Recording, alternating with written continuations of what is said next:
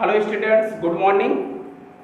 अब हम चर्चा करते हैं। आपने इतना तो पढ़ लिया, ठीक है। हमने बताया कि अब सघोष, आघोष और जो है तो अल्पप्राण, महाप्राण। हमने अल्पप्राण महाप्राण पिछली वीडियो में बताया भी है, लेकिन उसमें हमने एग्जाम्पल नहीं बताया कि अल्पप्राण के एग्जाम्पल क्या होते हैं, कैसे निकाले जाते हैं, क्योंकि वैसे बताना आपको याद नहीं रहेगा।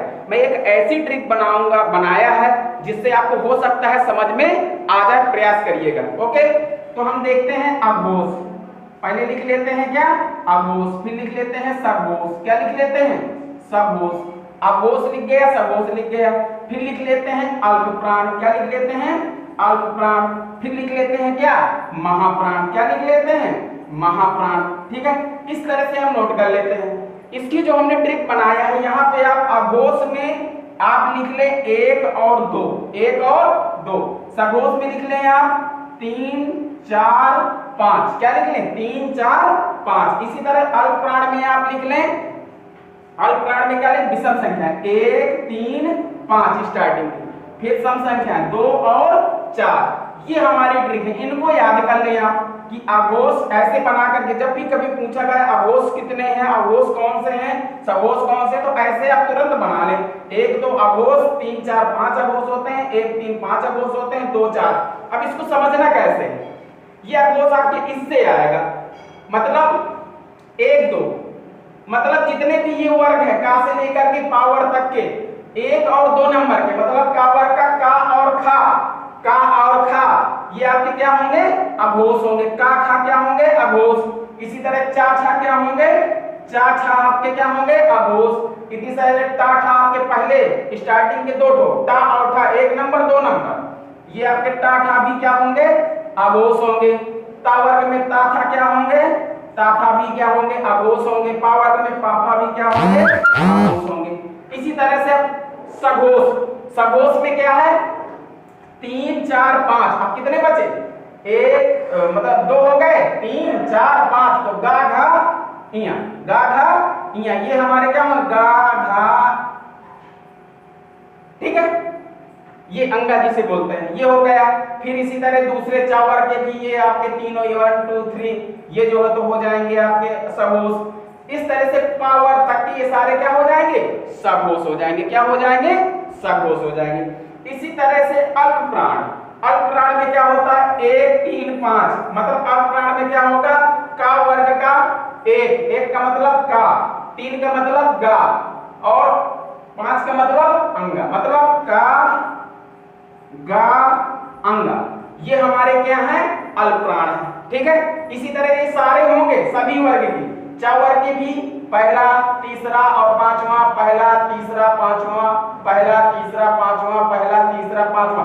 इस तरह से ये सारे क्या हैं, अल्पप्राण है। फिर महाप्राण की बात आती है, तो बचे कौन से, अब आपने ले लिया पहला, तीसरा, पांचवा ले लिया, कौन से बचे अब आपके बचे ये खा और गा, खा और गा, खा और कौन से बचे, गा। तो खा गा आपके क्या कहलाएंगे, महाप्राण। क्या कहलाएंगे। इसी तरह से आपके दूसरे छा और झा, ठा और ये ठा और ढा, था और दा, फा और भा, मतलब दूसरा और चौथा जो आपके होंगे वो क्या होंगे, महाप्राण। पूरे ये वर्ग हैं जितने पांचों, इन्हीं वर्गों में से आपको लेना है, ठीक है।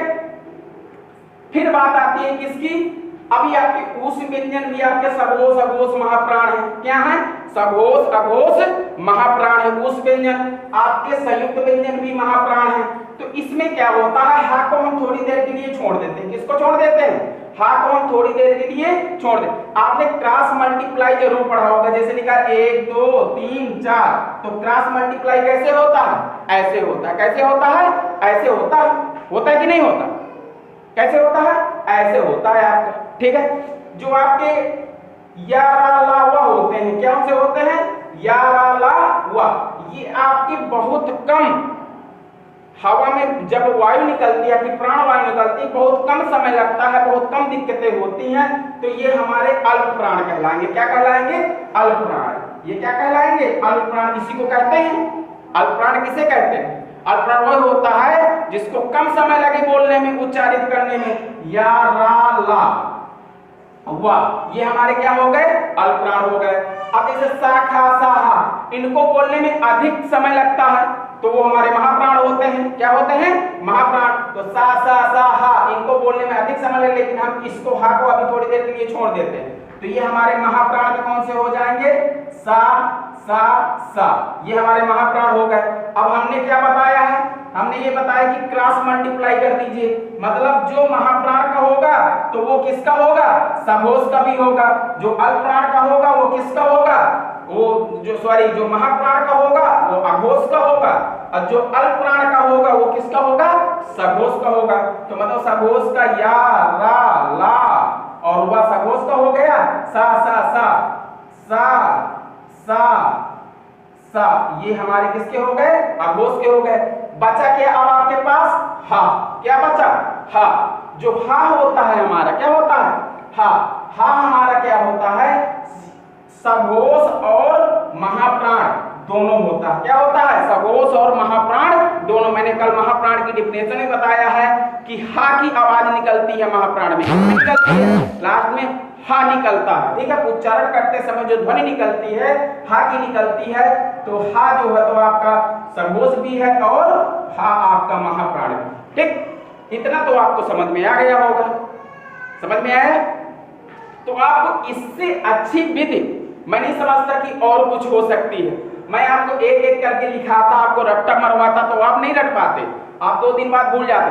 केवल आपको ये स्टेप याद रखना है, 1 2 अघोष में क्या होगा? 1 2, सघोष में क्या होगा? 3 4 5, सघोष में क्या होगा? 3 4 5, अल्पप्राण में 1 3 5 और महाप्राण में 2 महाप्राण में 2 4। ठीक है, लेकिन इनमें 4 होते हैं, उस व्यंजन और अंतस्थ व्यंजन में 4 होते हैं, उस व्यंजन 4 होते हैं और ये। तो हमने आप अंतस्थ व्यंजन की डिफिनेशन जानते हैं कि जिनके उच्चारण करने में बहुत कम समय लगता है, ज्यादा दिक्कत नहीं होती है, वो हमारे क्या कहलाते हैं? अंतस्थ व्यंजन कहलाते हैं। तो अंतस्थ अल्पप्राण की भी परिभाषा यही होती है कि अल्पप्राण वो होते हैं जिनको उच्चारित करने में बहुत कम समय लगता है। तो हमारे ये क्या हो गए? अल्पप्राण हो गए। महाप्राण वो होते हैं जिनको उच्चारण करने में अधिक समय लगता है। ठीक है, वो हमारे अल्पप्राण कहलाते हैं।